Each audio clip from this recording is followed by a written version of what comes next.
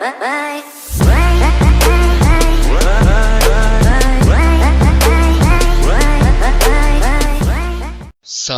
tout le monde, comment allez-vous? Moi ça va plutôt bien. Aujourd'hui on se retrouve sur l'actu rap, mais avant tout ça, petite actu entre parenthèses, voilà, je pense que vous avez sûrement appris le décès de Kobe Bryant, voilà, donc c'est un joueur de basket qui est décédé des suites d'un crash d'hélicoptère avec sa fille et d'autres passagers. Donc voilà, je tenais quand même à lui rendre hommage sur cette vidéo, voilà, mes condoléances quand même à la famille. C'est triste parce qu'il laisse quand même des enfants derrière lui et sa femme derrière lui. Voilà, voilà, donc toutes mes condoléances pour ma part, voilà.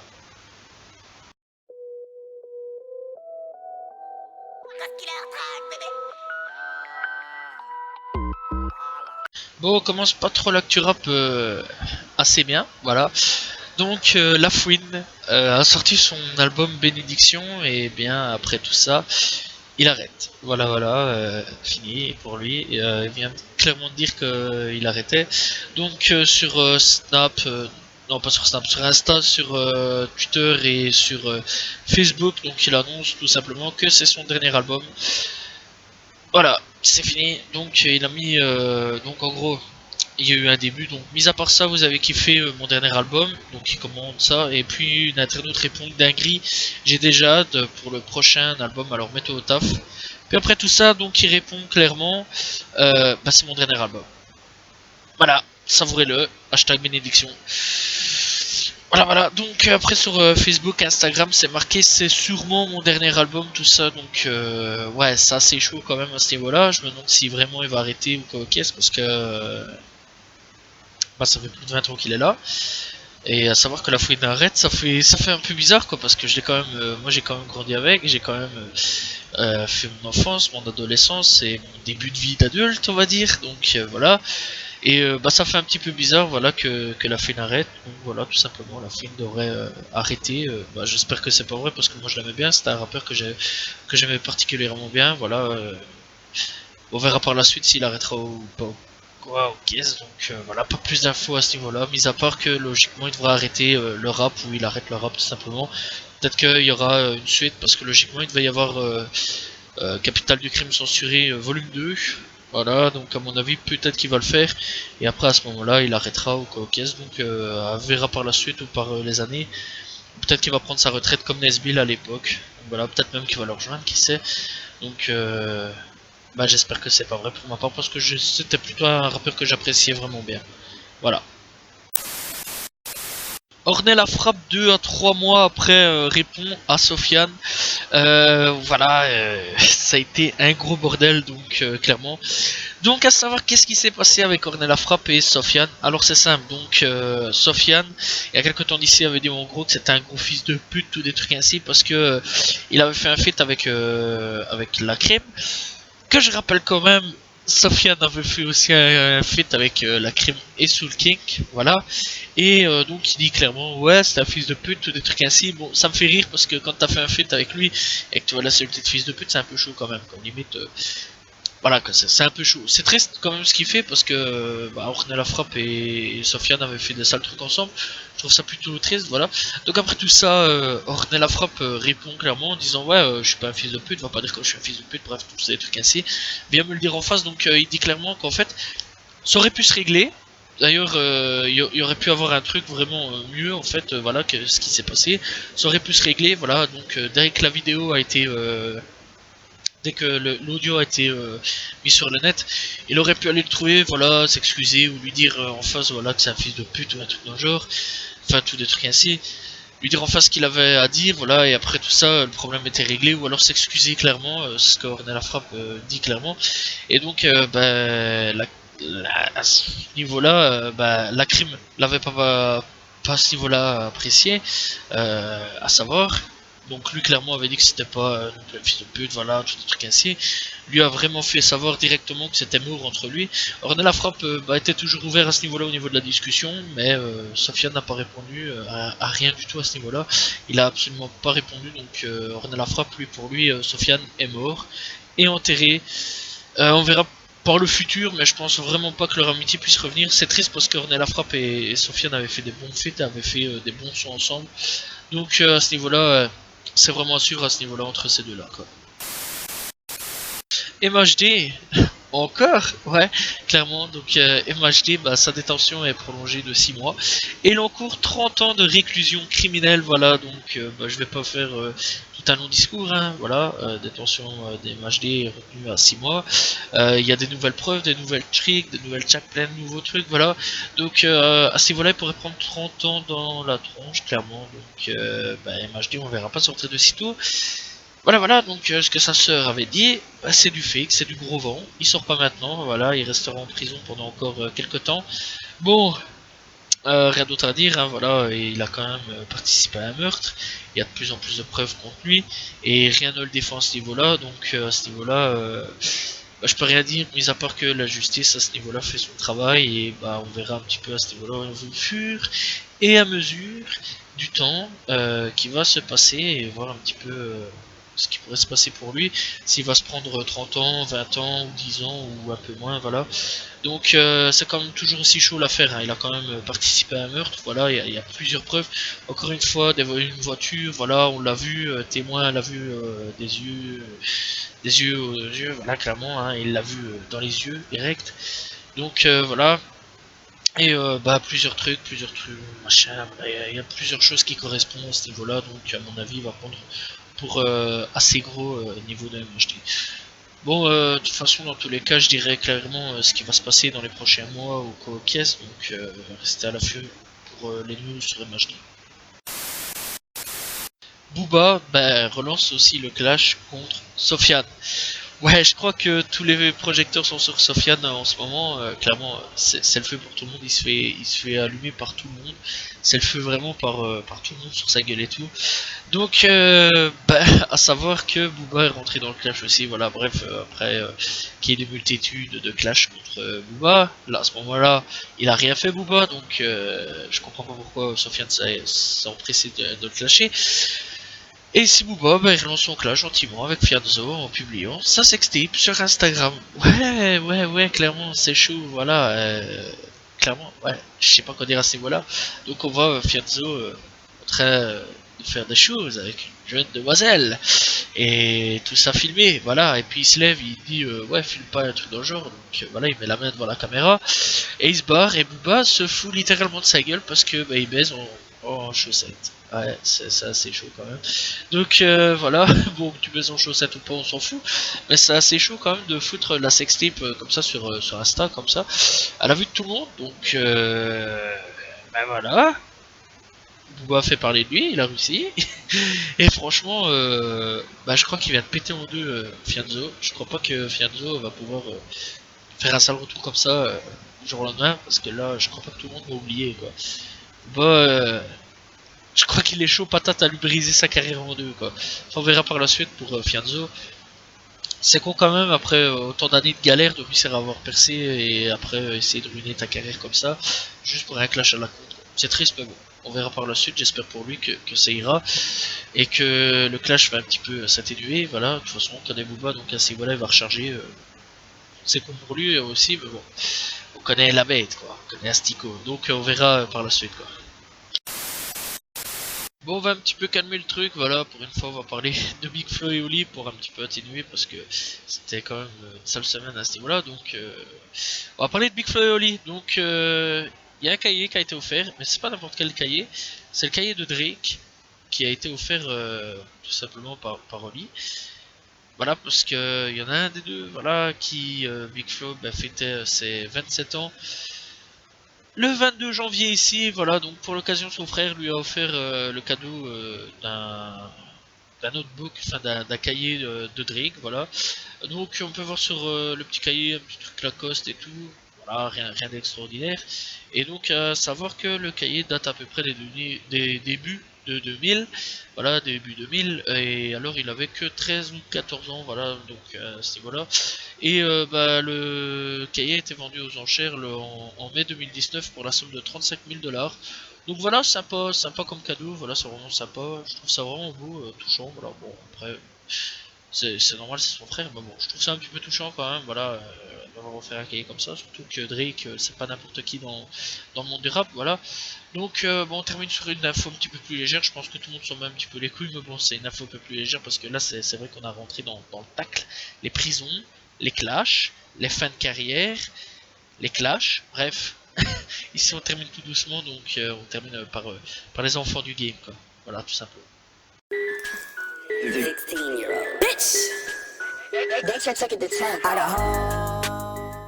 Bon, on part sur le rap US, comme à chaque fois, et ici on va reparler de Juicy WRLD. Ouais, même quand il est mort, il avait fait parler de lui. Plus de 2000 titres posthumes peuvent être publiés, voilà, donc on a trouvé 2000 titres en tout et pour tout. Donc à savoir que ils ont été publiés sur SoundCloud, 26 titres ont été publiés sur SoundCloud et ont disparu directement, hop, disparu, envolé, voilà.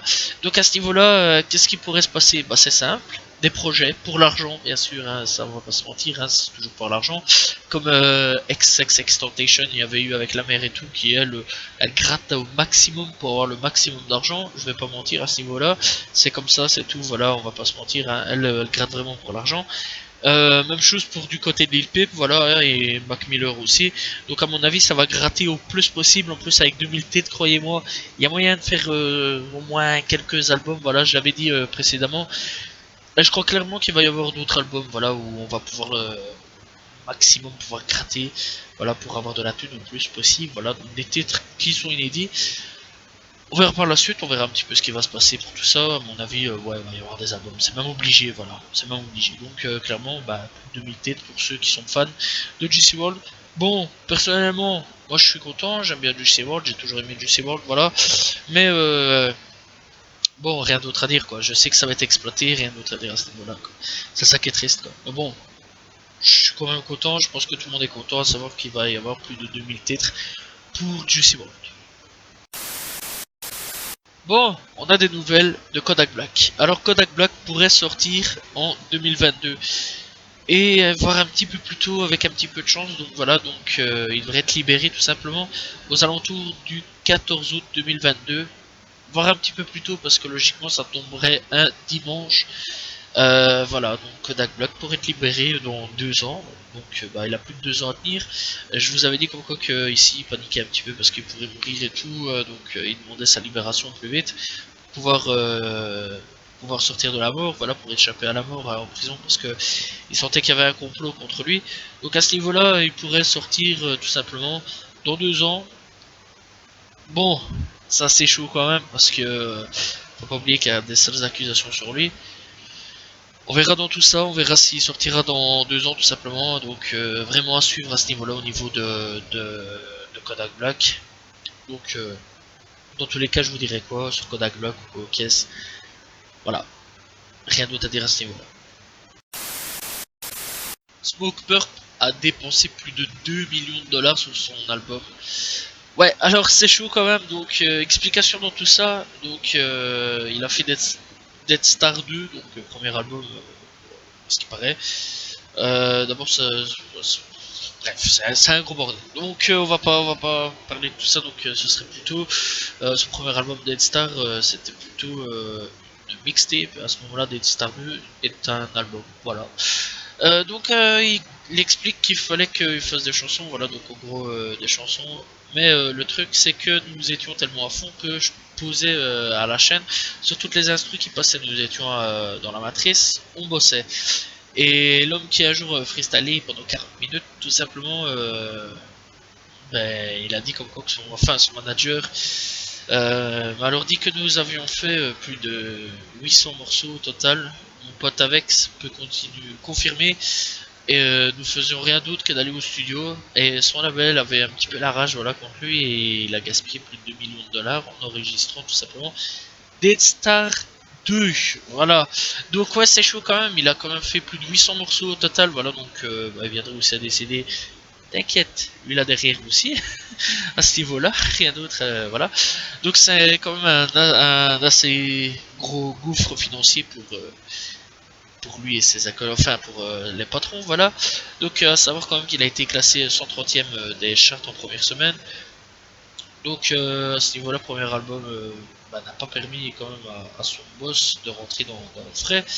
Et donc à ce niveau-là, quand même avec toutes les invitations aussi, voilà, avec Lil Pump, qui est son pote, hein, quand même, Denzel Curry, Tito Lassane, Lil Sky, Monday Bakio ou encore Trippie Redd, voilà. Donc à ce niveau-là, avec toutes les invitations, tous les enregistrements et tout, et bien ça a coûté pas mal d'argent. Donc voilà. Donc je pense que si voilà pour un troisième album, je pense qu'il ira piocher dans ses autres musiques pour pas trop dépenser. C'est con quand même de dépenser plus de 2 millions de dollars, mais bon, il a dépensé quand même 2 millions de dollars pour faire son album. Voilà, rien d'autre à dire à ce niveau-là. Nicki Minaj et son mec, Meek Mill, s'embrouillent quand même dans une boutique de luxe et assez méchamment, voilà. Donc on peut voir sur une vidéo où ils sont en train de s'embrouiller, ça gueule de partout, bref un gros bordel à ce niveau là. Pas plus d'infos les concernant, bon c'est quand même con de s'engueuler sur une boutique de luxe, surtout que là maintenant ils se sont affichés à la vue du monde entier. Je crois que Nicki Minaj réfléchira 2 fois avant de péter son câble comme l'autre là. Donc clairement c'est assez chaud quand même quoi. Donc il y a une vidéo dans tous les cas, vous pouvez aller retrouver sur internet, c'est pas difficile. Et j'espère qu'il y aura plus de pétage de câble parce qu'à mon avis ça va être la risée de Hollywood ou de Los Angeles pendant quelques temps. Voilà. Grosse nouvelle concernant Bobby Shmurda, voilà, donc qui pourrait sortir une nouvelle mixtape. Ouais. Bon alors c'est chaud, hein, voilà, donc il faut se rappeler à ce niveau-là, 2014, il a sorti son single Hot Nigga, puis il s'est fait attraper quelques mois plus tard, où il a pris 7 ans de prison pour possession d'armes à feu, et tout ça où il était condamné, armes à feu, voilà, où il prédictait un meurtre, où il était danger avec autrui, enfin pour autrui et tout, et possession de drogue, donc il était condamné pour tout ça, pour pas que son pote aussi, donc il a accepté tout ça, et pour pas que son pote Rowdy Rebelle échappe à la prison. Donc à ce niveau-là, qu'est-ce qui pourrait se passer? Eh bien, Bobby Shmurda attend une audience pour évoquer une libération conditionnelle prévue en août 2020 et une date de libération prévue pour le 11 décembre 2020. Waouh. Donc à ce niveau-là, c'est assez chaud. Hein. Donc quand même. Et le type, quand même, c'est un fou dans sa tête, clairement. Donc il pourrait sortir son album. Attention, donc à ce niveau-là, c'est assez chaud. Donc il pourrait sortir son album depuis la prison. Mais on va revenir un petit peu aussi un petit peu en arrière. Donc son pote Fivio Fred a confié à l'animateur Radio Ebro tout simplement que son pote allait sortir une mixtape. Donc il dit j'ai parlé à Rowdy Rebelle, voilà, donc, qui au téléphone, donc avec Bobby Shmurda, tout ça, donc bref, un truc dans le genre. Et il va sortir une mixtape, il va dropper une mixtape depuis la prison. Personne ne le savait, clairement, c'est voilà. Une information assez chaude quand même, voilà, donc même si la date n'a pas été officialisée, il y a un album qui pourrait sortir, une mixtape qui pourrait sortir, et à ce niveau-là, on pourrait potentiellement avoir des featuring. Donc déjà, il pourra vraiment compter sur de nombreux artistes qui le soutiennent déjà d'avance, clairement. Déjà, le membre des Migos, Quavo, il a déjà dit clairement que lui, il était chaud pour une collaboration. Voilà, donc Bobby Shmurda, en plus de ça, pourrait sortir très prochainement, même plus tôt que prévu, parce que logiquement, c'était 2021, 2022, voire 2023, un des deux là. Et à ce moment-là, en 2020, il pourrait sortir là, maintenant, en 2020, ou en août, ou en décembre, si j'ai bien compris le bazar. Donc voilà. Alors, et une sortie d'album prévue directement de la prison. Donc le mec il charbonne, voilà, donc quand même en prison. Et à savoir donc comment on va pouvoir entendre la mixtape, tout ça, donc c'est simple. Lui il pose via le téléphone, voilà, donc il pose au micro de téléphone et les gens mixent la musique et tout. Voilà, donc il fait tout ça via téléphone. Alors c'est chaud. Si t'as 5 minutes d'appel par jour, je vais dire, ou par mois, c'est chaud quand même, voilà. Donc il a le temps d'écrire, d'avoir une musique, voilà, tac tac tac tac tac, faire, poser, bref. C'est assez bizarre comme truc, et je crois que ça va être le tout premier rappeur à sortir une mixtape directement de la prison. Voilà, voilà, c'est assez chaud quand même. Bon, c'est assez bizarre comme truc, mais franchement, soutien à Bobby Shmurda, voilà. C'est con ce qu'il a fait, parce que lui s'est balancé tout seul à cause d'un clip, voilà, avec Nigga. Bon, moi personnellement, c'est un titre que j'ai directement accroché. Et bah, j'espère qu'il va sortir très vite de prison parce que j'avais vraiment kiffé ses sons, sa mixtape ou son album. Voilà, j'avais vraiment bien kiffé le délire. Voilà. Donc, bah, j'ai hâte de sa sortie de prison et de sa mixtape. J'attends tout ça vraiment avec impatience. Et s'il y a plus d'informations, je vous dirai pas à l'avenir de toute façon. Ay, ay, ay. I bet you was your mess, ay. Taking my dick in my pants. My bitch don't love me no more, ay. She kicked me out on life, bro, ay. That bitch don't wanna be friends, ay. Découverte du jour, attention, on va partir en Russie avec Godflute. Voilà, donc il rappe un petit peu style à la nouvelle génération US et franchement, c'est vraiment terrible. Godflute, voilà, je vous mettrai de toute façon le lien en description, voilà, de sa chaîne YouTube. Voilà. Franchement, c'est vraiment une tuerie. Il y a vraiment des bons sons et un bon délire à ce niveau-là. Donc, encore une fois, Godflute. Dans tous les cas, vous allez retrouver tout ça en description.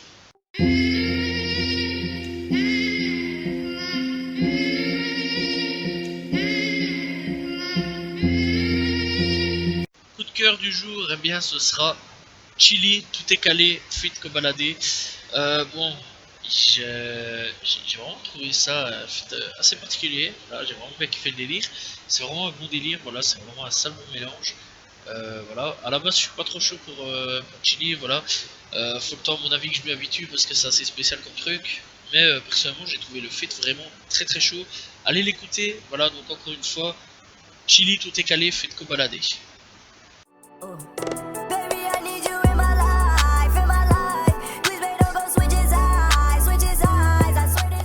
Sorti album rap FR et US, donc pas beaucoup trop d'albums à ce niveau-là.